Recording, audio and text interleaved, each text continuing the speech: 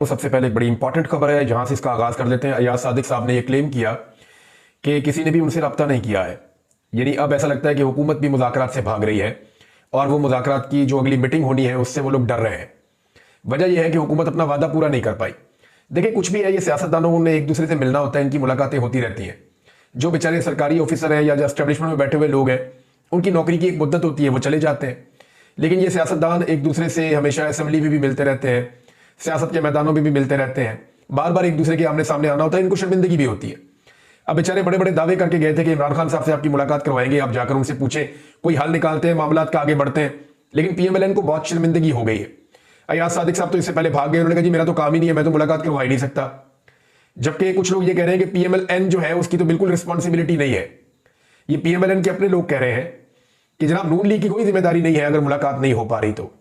दूसरी जानब कुछ लोगों को अब ये कहा जा रहा है कि तुम ये बयान दो, जैसे कि राणा सनाउल्लाह साहब ने दिया, कि जनाब एस्टेब्लिशमेंट का भी कोई किरदार नहीं है अगर इमरान खान साहब की मुलाकात नहीं हो पा रही तो जितने मुंह है उतनी बातें। लेकिन अयाज सादिक साहब ने कहा जी दोनों फ्री कैन में से, चाहे वो हुकूमत के लोग हैं चाहे वो अपोजिशन के लोग हैं, दोनों में से किसी ने भी राब्ता नहीं किया कि जनाब मुज़ाकरात का जो अगला दौर है उसको शुरू किया जाए, या जो तीसरी मीटिंग होनी है मुलाकात के हवाले से वो मीटिंग की जाए। अब जनाब अयाज सादिक साहब ने जब स्टेटमेंट दिया तो उसके ऊपर साहबजादा हामिद रजा साहब ने बड़ा क्लियरली इसके ऊपर एक ट्वीट करके और एक बयान जारी किया है। और उन्होंने ये कहा, ये तर्जुमान भी है मुज़ाकराती कमेटी जो पाकिस्तान तहरीके इंसाफ की है, उसके तर्जुमान भी है साहबजादा हामिद रजा। उन्होंने रद्दमल देते हुए कहा कि अपोजिशन मुज़ाकराती कमेटी के सरबराह उमर अयूब खान की तरफ से आज स्पीकर अयाज सादिक से टेलीफोनिक रब्ता करने की कोशिश की गई, मगर रब्ता कायम ना हो सका। स्पीकर कौमी असम्बली को बजरिया मैसेज आगाह कर दिया गया है कि अपोजिशन मुज़ाकराती कमेटी एतवार 12 जनवरी या सोमवार 13 जनवरी को मुज़ाकराती कमेटी के तीसरे इजलास के लिए तैयार है। मुज़ाकराती यानी वो कह रहे हैं जी हम 12 तारीख को या 13 तारीख को, आप एतवार को कर लें आज के दिन में या कल कर दें पीर वाले दिन में, तो जो अपोजिशन की कमेटी है वो तैयार है, बिल्कुल हम मुज़ाकरात करने के लिए रेडी है। तो ये बात गलत है कि हमने रब्ता नहीं किया। हमने रब्ता करके बता दिया, याद सादिक साहब ने रब्ता रिसीव नहीं किया, लेकिन हमने पैगाम पहुंचा दिया है कि जनाब हम, और ये पैगाम फिर मीडिया के जरिए से तो पहुंच ही गया ना, सब पूरा पाकिस्तान जानता है। तो ऐसा नहीं हो सकता कि स्पीकर ना जानते हो और पूरा पाकिस्तान जानता हो। ये स्पीकर अयाज सादिक है, ये कादी फायदीसा नहीं है कि एक खबर का पूरे पाकिस्तान को पता होता था, बच्चा बच्चा जानता था, और अगले दिन बड़े ढीटों की तरह अदालत में बैठ के कादी फायदीसा फरमा देते थे मुझे तो पता ही नहीं है, मैं तो मीडिया नहीं देखता। और जब कभी काम की बात होती थी, अपने मतलब की होती थी, तो वो बारीक सा थंबनेल भी उठा के पढ़ देते थे कि जनाब ये चीज तो ऐसे हुई है। तो मुज़ाकराती कमेटियों की दूसरी मीटिंग में अयाज सादिक की मौजूदगी में हुकूमती मुज़ाकराती कमेटी ने इमरान खान से आज़ादाना और तवील नशिस्त की मुलाकात की यकीन दहानी करवाई थी, जिसमें हुकूमती कमेटी मुकम्मल तौर पर नाकाम रही है। स्पीकर कौमी असम्बली सरदार अयाज सादिक पूरी कौम को आगाह करें कि हुकूमत अपनी कमिटमेंट पूरी करने में नाकाम हुई और इमरान खान साहब से हमारी मुलाकात नहीं करवा सकी। इमरान खान साहब सजा याफ्ता कैदी नहीं है, बल्कि उनकी हैसियत अंडर ट्रायल एक कैदी की है, जिन्हें रखा गया है जेल के अंदर, सुपीरियर क्लास कैदी की है। और कानून के मुताबिक इमरान खान साहब का इस्तेहकाक है कि अंडर ट्रायल कैदी से मुलाकात आजादाना माहौल में प्राइवेसी के तहत करवाई जा सकती है। लिहाजा सिक्योरिटी इंतजाम करते हुए इमरान खान साहब से खुले माहौल में मुलाकात कानून के मुताबिक मुमकिन है। मुज़ाकराती कमेटी की तीसरी मीटिंग के बाद अगर 9 मई और 26 नवंबर के हवाले से आजादाना और गैर जानिबदाराना जुडिशल कमीशन तश्कील ना दिया गया तो मुज़ाकरात का अमल मुअत्तल हो जाएगा। ये बड़ा क्लियरली उन्होंने कह दिया जी कि तहरीक इंसाफ की मुज़ाकराती कमेटी आइंदा होने वाली मुज़ाकराती मीटिंग के अंदर अपने मुतालबात तहरीरी सूरत में जमा करवा देगी। अब वो ये कहते हैं कि अगर ये तीसरी जो मीटिंग होने जा रही है, इसके नतीजे में इसके बाद अगर नहीं बनता जुडिशल कमीशन 9 मई के ऊपर और उसके अलावा 26 नवंबर को जो कत्लेआम हुआ उसके ऊपर, तो फिर मुज़ाकरात खत्म हो जाएंगे और मुज़ाकरात का अमल मुअत्तल हो जाएगा। ये इमरान खान साहब के ऑर्डर के ऊपर पाकिस्तान तहरीक इंसाफ ने अनाउंस कर दिया है। अब हुकूमत डाल रही है पाकिस्तान तहरीक इंसाफ पे, खासतौर पे इमरान खान साहब का जो ट्वीट आया उसको बहुत निशाना बनाया जा रहा है कि शहबाज शरीफ को इमरान खान साहब ने कह दिया जी अर्दली, और जो आर्मी चीफ पे शहबाज शरीफ पे तनकीद की है या एस्टेब्लिशमेंट को इमरान खान साहब ने रगड़ा लगाया उसकी वजह से अब जी मुज़ाकरात नहीं हो सकते। मामला ये है, मुज़ाकरात तो होते ही इख्तलाफ पे, और शहबाज शरीफ साहब के ऊपर पहले कौन सी चादरें चढ़ रही है इस मुल्क के अंदर, पब्लिक को तो वो फेस नहीं कर सकते। पूरी दुनिया में सब जानते हैं कि जाली फार्म 47 के ऊपर थोड़ी सी सीटों वालों को लाकर बिठा दिया गया है जोर जबरदस्ती, तो बेइज्जती तो आलमी सतह की पहले ही हो चुकी है। तो अब इससे सिर्फ एक बहाना बनाने की कोशिश की जा रही है। पाकिस्तान तहरीक इंसाफ ने इस पर एक रद्दमल भी दिया। देखिए, इमरान खान साहब के यही ट्वीट रहते हैं, ऐसे ही उनका एक मौकिफ रहता है। वो जब से जेल गए हैं वो फ्रंट फुट पे, अब किसी को चोट लगे तो वो शोर तो बचाएगा ना। अब कंटिन्यूसली इमरान खान साहब के साथ जो जुल्म और फस्तायत हो रही है, इतना जबर भी कोई आदमी अगर सह जाए तो वो तो फिर उस आदमी पे आपको गुस्सा आना शुरू हो जाता है कि भाई ये जुल्म सहता ही जा रहा है, बोलता ही नहीं जुल्म के खिलाफ। तो इमरान खान साहब जो है वो जितना जुल्म उनके ऊपर होता है वो उसका रद्द-ए-अमल देते हैं, और रद्द-ए-अमल तभी रुकेगा ना जब अमल रुकेगा। अब यहां पाकिस्तान तहरीक इंसाफ ने भी बाकायदा शेख वकास अकरम साहब ने इस पर स्टेटमेंट जारी किया कि ट्वीट का मामला नहीं है इमरान खान साहब की, ना ही इमरान खान साहब को बड़े डेस्परेट हैं कि हर सूरत में मुज़ाकरात होने चाहिए, मुज़ाकरात कामयाब होने चाहिए, ना इमरान खान को बाहर जाने की जल्दी है। लेकिन जिस आदमी को डर लग रहा हो या बाहर आने की जल्दी हो ना, उसका ट्विटर बंद हो जाता है, जैसे पीपल्स पार्टी के लोगों के हो जाते हैं, बयानात भी बंद हो जाते हैं, मुंह भी बंद हो जाते हैं, ट्विटर भी बंद हो जाते हैं। इसी तरह जैसे मरियम नवाज के और नवाज शरीफ के बयानात बंद हो जाते हैं, उनके ट्विटर बंद हो जाते हैं लंबे लंबे अरसे के लिए। जिसको बाहर आने की जल्दी हो वो इस तरह की कुर्बानियां दे देता है। इमरान खान साहब डेस्परेट नहीं, उन्हें कोई जल्दी नहीं है, ना वो चाहते हैं फौरी तौर पे उनके मुज़ाकरात हों, फौरी तौर पे वो बाहर आए। तो इमरान खान साहब ये भी जानते हैं कि पूरा निजाम फंस गया है इमरान खान साहब के सब्र के आगे। तो पीटीआई ने कहा जी ख्वाजा आसिफ, मरियम नवाज और राणा सनाउल्लाह साहब के बयान भी तो देख ले, इन्होंने भी तो आग लगाई हुई है। तो बात ठीक है, जैसे ही मुज़ाकरात आगे बढ़ना शुरू हुए हैं, आपने देखे मरियम नवाज साहब की एक्टिविटी शुरू करवा दी गई है और उनके मुंह से आग निकलती है, वो जहां पर भी जाती है। इमरान खान के ऊपर, पाकिस्तान तहरीक इंसाफ के ऊपर वो चढ़ाइयां करती हैं, अटैक करती हैं, बड़े लंबे अरसे से चुप थी। लेकिन ये सारा कुछ जो हो रहा है तो डेलिबरेटली हो रहा है ना। ख्वाजा आसिफ साहब को एकदम छोड़ दिया गया, जनाब जो दिल करता बोलो, भूली जा रहे हैं। राणा सनाउल्लाह साहब ने भी सख्त बयान दिए हैं। जब इन सारी चीजों को आप इकट्ठा करते हैं तो आप सिर्फ इमरान खान के एक ट्वीट को ब्लेम नहीं कर सकते। हालांकि उनकी अपनी पार्टी में भी कुछ लोगों ने इस तरह की बात की, लेकिन एक्चुअली इमरान खान साहब के ट्वीट को आप ब्लेम नहीं कर सकते। आपको देखना पड़ेगा कि दूसरी तरफ से किस तरह के स्टेटमेंट्स दिए जा रहे हैं और मामला खराब किया जा रहा है। अच्छा, जैसे जैसे मुज़ाकरात वाली कहानी अपने इख्तिताम को ऐसा लगता है पहुंच रही है, मेरी भी ख्वाहिश है, पाकिस्तान की ख्वाहिश है कि इन मुज़ाकरात के नतीजे में वाकई कोई हल निकल आए और सारे लोग बैठकर जो पाकिस्तान की मिलिट्री एस्टेब्लिशमेंट है उसका सियासत में रोल खत्म कर दें, तो ये तो सबसे बेहतरीन काम हो जाएगा। बहरहाल तहरीक इंसाफ ने इसके साथ साथ अपना वार्म अप शुरू कर दिया। डीए खान में उन्होंने एक रैली निकाली है, एबटाबाद में उन्होंने रैली निकाली है, कुछ और जगहों पे पाकिस्तान तहरीक इंसाफ ने रैलियां निकाली है और वो दोबारा से मोमेंटम पकड़ने की कोशिश कर रही है पाकिस्तान तहरीक इंसाफ। ये दो चीजें हैं, एक तो पाकिस्तान तहरीक इंसाफ चेक कर रही है कि सानेहा जो हुआ 26 नवंबर का इस्लामाबाद में जो कत्लेआम हुआ डी चौक में, उसके बाद कारकुनों का मुराल क्या है। तो ये नजर आ रहा है कि कारकुन एक्टिव हो रहे हैं और वो निकल रहे हैं। तो ग्रेजुअली दोबारा पाकिस्तान तहरीक इंसाफ, क्योंकि जब भी कोई आपको बड़ा इवेंट करना होता है ना पॉलिटिकल, तो आपको बहुत सारे छोटे इवेंट मुख्तलिफ जगहों पे करने पड़ते हैं। पाकिस्तान तहरीक इंसाफ ने ये चीज बड़ी कमाल सीखी है, क्योंकि इमरान खान साहब के बगैर उनको निकलना होता है। अगर इमरान खान साहब हो तो वो तो एक दिन में अनाउंस करते हैं मैं फलां जगह पे जलसा कर रहा हूं, तो दुनिया वहां पहुंच जाती है। वो तो क्राउड पुलर है इमरान खान साहब, वो तो कर लेते हैं। लेकिन तहरीक इंसाफ ने ये चीज सीखी है, जब भी उन्होंने निकलना है उन्होंने पहले शहरी सतह के ऊपर, टाउन्स की सतह के ऊपर, देहातों के अंदर वो रैलियां छोटे छोटे इवेंट करते हैं, करते करते एकदम मोमेंटम बना के मैदान में आ जाते हैं। तो ये पाकिस्तान तहरीक इंसाफ ने दोबारा से काम शुरू कर दिया है। हुकूमत के लिए जुडिशियल कमीशन क्या कोई बहुत बड़ा मसला है? देखिए, हुकूमत के लिए बड़ा मसला यह है कि इमरान खान को बाहर नहीं आना चाहिए। हुकूमत को यह लगता है कि इमरान खान साहब बाहर आ गए तो उनके लिए बड़ी मुसीबत बन जाएगी। जो आदमी जेल से बैठकर पूरे निजाम को कंट्रोल कर रहा है, जब दिल करता है पाकिस्तान बंद करवा देता है। यानी इमरान खान ने सिर्फ इतना कहना है कि मैं फलां शहर में एक एहतजाज की कॉल दे रहा हूं, तो वो शहर और उसके आसपास के सारे डिवीजन खुद ही बंद हो जाएंगे। ये लिखी बड़ी बात है। जब भी इमरान खान साहब ने कहा कि मैं इस्लामाबाद आ रहा हूं, आप देखिए पूरा पंजाब बंद हो जाता है, खैबर पख्तूनख्वा बंद हो जाता है, आधा पाकिस्तान बंद हो जाता है। तो इमरान खान साहब अगर कॉल देते हैं जेल से बैठ के तो पाकिस्तान बंद हो जाता है। अब इतनी ताकत तो पाकिस्तान में किसी भी लीडर ने इंजॉय नहीं की। हाँ, अल्ताफ हुसैन साहब एक दौर में, लेकिन उनका तरीकाकार और तरह का था। वो कराची बंद कर दिया करते थे एक दौर में, बरतानिया से बैठ के, पाकिस्तान का सबसे बड़ा शहर। लेकिन अब इमरान खान साहब की जो सियासी ताकत है वो सियासी ताकत की बुनियाद पर करते हैं, या कोई हथियार तो है नहीं, ना कोई बंदूकें तोपे लेकर आते हैं, लेकिन अवामी ताकत से वो बंद कर देते हैं और जो बाकी काम रह जाता है वो हुकूमत खुद ही कर देती है। अब इमरान खान साहब अगर बगैर डील के बाहर आते हैं तो एस्टेब्लिशमेंट के लिए बड़ा गंभीर मसला बन जाएगा, क्योंकि एस्टेब्लिशमेंट का ये रिकॉर्ड है कि मुल्क टूट गया लेकिन उन्होंने डील के बगैर लीडर को नहीं छोड़ा उन्होंने। यानी 71 में अगर डील कर लेते मुजीबुर रहमान, शेख मुजीबुर रहमान अगर उस वक्त डील करते 71 में और एस्टेब्लिशमेंट के सामने सर नीचे कर देते तो हालात किसी और तरफ चले जाते और मामला किसी और तरफ चला जाता। जुल्फिकार अली भुट्टो अगर डील कर देते तो मामला किसी और तरफ चला जाता। जब उनको भुट्टो को शहीद किया गया, फांसी दी गई, तो ये जो लोग डील नहीं करते ना एस्टेब्लिशमेंट से, उनके साथ वो नुकसान बड़े से बड़ा कर लेते हैं जिसकी कोई भी कीमत वो चुकाना चाहते हैं, लेकिन डील के अलावा बंदे को वो बाहर छोड़ते नहीं है, डील के अलावा पीछे हटते नहीं है। इमरान खान अब बगैर डील के आना चाहते हैं तो एस्टेब्लिशमेंट की वो मिथ टूट जाएगी जो 70 साल से बनी हुई है। उस मिथ को एस्टेब्लिशमेंट कैसे बचाएगी, ये एक बड़ा अहम मामला एस्टेब्लिशमेंट के लिए। फजल रहमान साहब ने स्टेटमेंट दिया कुछ, पहले मैं स्टेटमेंट आपके सामने रखता हूं और फिर मैं आपको बताता हूं कि वो क्यों अब ये कह रहे हैं। एक तो उन्होंने कहा कि सियासतदानों से शिकायत है जो जमहूरियत और आइन पर समझौता करते हैं। तो फजल रहमान साहब, आपने जर्नैलों के कहने के ऊपर इमरान खान साहब की हुकूमत गिराई है, बहुत सारी गवाहियां अब तो आ चुकी है।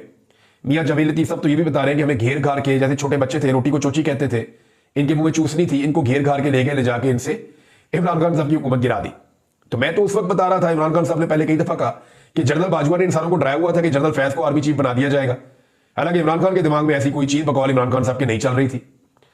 तो इनको डरा डरा के जनरल बाजवा ने आगे लगा दिया, अमेरिका के अंदर दूसरी कहानी कर दी, वहां से लॉबिंग करवा के और रिजीम चेंज ऑपरेशन कर दिया, और ये सारे आला कार बन गए। फजल रहमान साहब उसका हिस्सा थे, बल्कि उस सरबराह थे उस वक्त। तो आज उन्हें वही चीजें बुरी लग रही है। उन्होंने कहा पीटीआई ने मुज़ाकरात पर हमें एतमाद में नहीं लिया।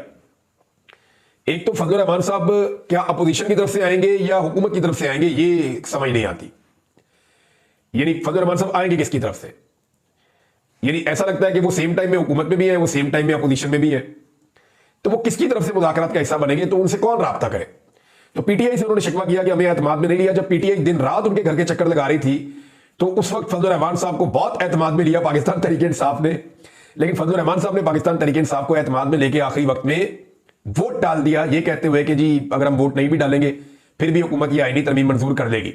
हुकूमत खुद ये गूं खा लेती, खुद ये गंद कर देती, कम से कम फजल रहमान इस गंद का हिस्सा ना बनते। लेकिन उसी 26वीं आईनी तरमीम के बाद जो पाकिस्तान में बुरहान खड़ा हुआ है, उसमें पाकिस्तान तहरीक इंसाफ को फजल रहमान साहब ने एतमाद में नहीं लिया, बल्कि बहुत काम खराब किया था उसमें, और एतमाद को ठेस पहुंची थी पूरे पाकिस्तान की। सबको फजल रहमान साहब से उम्मीदें लग गई थी। फिर उन्होंने कहा एस्टैब्लिशमेंट अवाम के वोटों का मजाक उड़ाती है, फिर अवाम क्यों ना उनका मजाक उड़ाए। ये भी फजल रहमान साहब ने स्टेटमेंट दिया है। अब नाज़रीन कुछ चीजें और हुई हैं, वो मैं आपके साथ शेयर कर देता हूं यहां पे। एक तो जनाब ओवरसीज पाकिस्तानियों पे ये इल्जाम लगाया जा रहा है, और ये इल्जाम लगातार लगाया जा रहा है कि वो पाकिस्तान की बदनामी का बायस बन रहे हैं। यानी वो इंसानी हकूक की खिलाफ वर्जियों पर, नाइंसाफियों पर, जुल्म जबर फस्तायत पर आलमी सतह पर जो आवाज उठा रहे हैं, खुसूसन जो 26 नवंबर को कत्लेआम हुआ इस्लामाबाद में, उसके हवाले से, तो इसके ऊपर कहा जा रहा है कि पाकिस्तान की बदनामी कर रहे हैं। हालांकि ये तो ओवरसीज पाकिस्तानियों का राइट नहीं है कि वो डेमोक्रेसी के लिए उनकी जमहूरी सोच है, वो कोई भी चाहे वो बात कर सकता है, वहां पे उन मुल्कों में जमहूरियत है। वो तो ये कहते हैं इस मुल्क में रूल ऑफ लॉ होना चाहिए, आजादी सारे राय होनी चाहिए, जमहूरियत होनी चाहिए, मैंडेट का एहतराम होना चाहिए और इंसानी हकूक का एहतराम होना चाहिए, ये वो कह रहे हैं। बल्कि मैंने जितने ओवरसीज पाकिस्तानियों से बात की जो इस सारे प्रोसीजर का हिस्सा है, चाहे वो फ्रेंड्स ऑफ डेमोक्रेटिक पाकिस्तान वाले हों, चाहे वो अमेरिका के अंदर जो कांग्रेशनल मीटिंग के अंदर एंगेज्ड हैं वो लोग हों, या जो उसके बाद एक बाइंडिंग रेजोल्यूशन आने वाली है उसके लिए जो लॉबिंग कर रहे हैं पाकिस्तानी ओवरसीज, चाहे वो लोग हों, उन तमाम लोगों का एक बात के ऊपर बड़ा जोर है। वो कहते हैं हम पाकिस्तान के ऊपर एक छोटी सी पाबंदी भी नहीं लगने देना चाहते, और हम इसके हक में नहीं है। हम ये कहते हैं कि वो इनफरादी शख्सियात जिन्होंने पाकिस्तान के अंदर ये सारा जुल्म जबर और फस्तायत की और कत्लेआम किया, उनके ऊपर पाबंदियां लगाई जाए, पाकिस्तान को इसका नुकसान नहीं होना चाहिए। दूसरा एक मेरा भी सवाल है कि बदनामी इस बात पे तो नहीं होती कि जब कोई आवाज उठाता है कि जनाब इंसानी हकूक की पामाली ना की जाए, जब कोई कहता है कि जुल्म जबर और फस्तायत को रोका जाए, जब कोई कत्लेआम के खिलाफ आवाज उठाता है, नाइंसाफियों के खिलाफ आवाज उठाता है, तो इससे तो मुल्क की बदनामी नहीं होती। हाँ, इससे जरूर मुल्क की बदनामी होती है कि 17-18 सीटें जीती हुई पार्टी को जबरदस्ती जाली फॉर्म 47 के ऊपर लाकर इक्तदार में बैठा दिया जाए और पूरी दुनिया में हमारे मुल्क की जंग हसाई हो जाए, तो इससे तो बदनामी होती है, जो बदनामी हमने गुज़िश्ता एक साल में रज के पाकिस्तान की और पाकिस्तानियों की करवाई है। पाकिस्तान तहरीक इंसाफ की नाज़रीन सिचुएशन का आप यहां से अंदाजा लगाएं कि उन्होंने बहुत बड़ी बड़ी बार्स में कामयाबी हासिल की है, क्योंकि बार्स के इलेक्शन हो रहे हैं पंजाब के मुख्तलिफ इजला में। तो जो लाहौर बार एसोसिएशन है जिसके ऊपर पीएमएलएन ने पूरी ताकत लगाई, हुकूमत और इंतजामिया ने पूरा जोर लगाया, पीपल्स पार्टी ने मुल्तान में, पीएमएलएन ने मिलकर, यानी नून लीग ने और पीपल्स पार्टी ने मिलकर पंजाब के अंदर एड़ी चोटी का जोर लगाया, लेकिन पाकिस्तान तहरीक इंसाफ के हमायत याफ्ता उम्मीदवार मुबश्शिर रहमान चौधरी लाहौर बार एसोसिएशन का इलेक्शन जीत गए हैं। और फिर बार में हर जगह पे इमरान खान के नारे लगे, कैदी नंबर 804 के नारे लगाए, यानी जहां पे भी वकला इलेक्शन जीते वो पाकिस्तान तहरीक इंसाफ के, इमरान खान साहब के और कैदी नंबर 804 के नारे लगा रहे थे। गुजरांवाला बार से भी तहरीक इंसाफ के हमायत याफ्ता उम्मीदवार कामयाब हुए हैं, शराफत अली नारा साहब। फिर इसी तरह शेखुपुरा डिस्ट्रिक्ट बार एसोसिएशन में अमजद अली साहब सदर मुंतखब हुए, जफरबाल में भी सैयद मसरूर काजमी सदर मुंतखब हुए, तहरीक इंसाफ के हमायत याफ्ता उम्मीदवार हैं सारे। गुजरात बार में मुनीर गोंदल पाकिस्तान तहरीक इंसाफ से हमायत याफ्ता, मुल्तान डिस्ट्रिक्ट बार से मलिक जावेद डोगर, ये भी जनाब पाकिस्तान तहरीक इंसाफ के हैं और ये भी जीत गए हैं, वहां से हमायत इनको पाकिस्तान तहरीक इंसाफ की थी। तो ये सूरत हाल है जी कि बार एसोसिएशन में या वकला में, और नौजवान वकला है जो ज़िले बार्स के अंदर होते हैं, उन्होंने इमरान खान साहब के मौक़िफ़ की हमायत की है। तो इससे ये पता चलता है कि बहुत बड़ी तादाद में जो बड़े शहर है पाकिस्तान के, वहां पे जो वकला है, खासतौर पे नौजवान वकला, वो इमरान खान साहब के मौक़िफ़ के साथ खड़े हैं।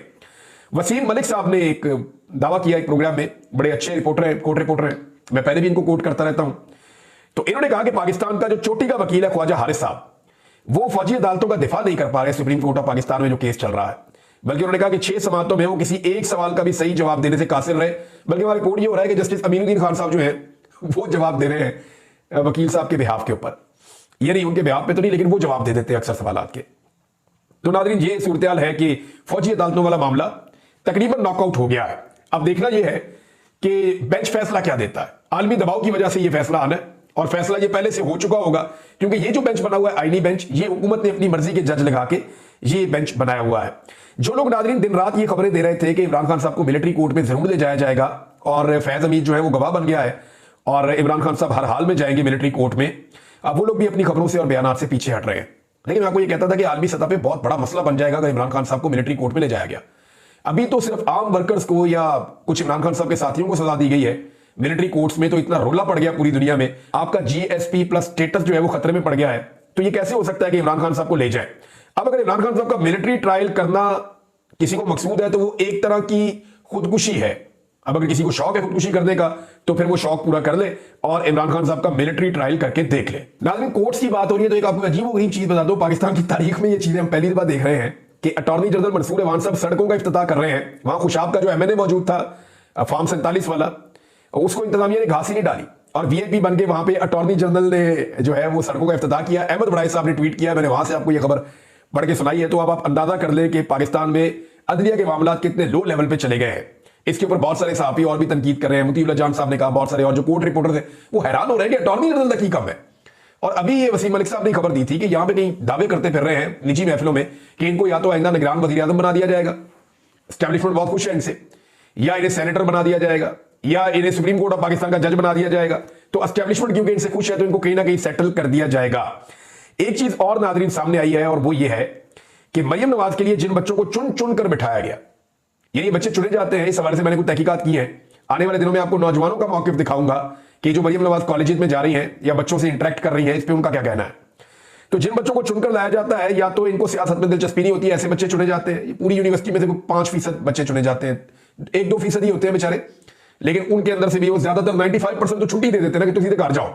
तो बाकी में वो चुनते हैं और वो चुनते किस बुनियाद के ऊपर है कि जिन्हें सियासत में दिलचस्पी नहीं है या जो कमजोर शख्सियत के मालिक है या फिर उनकी वाबस्तगी पाकिस्तान तहरीके इंसाफ से बिल्कुल किसी किस्म की नहीं है, या जिन्हें आसानी से जिन बच्चों को हैंडल किया जा सकता है, तो ऐसे बच्चों को चुना जाता है। क्राइटेरिया एक बनाया गया है और फिर भी एहतियात की जाती है कि इनको डराया धमकाया जाए।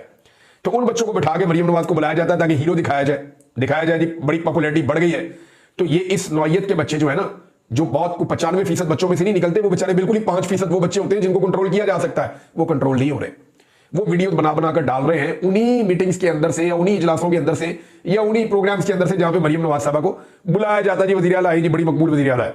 वो बच्चे वीडियो बना बना के उनका मजाक उड़ा रहे हैं। अब ऐसा लगता है कि अगले मरहले में इन बच्चों से शायद इनके मोबाइल फोन भी वापस ले लिए जाएं।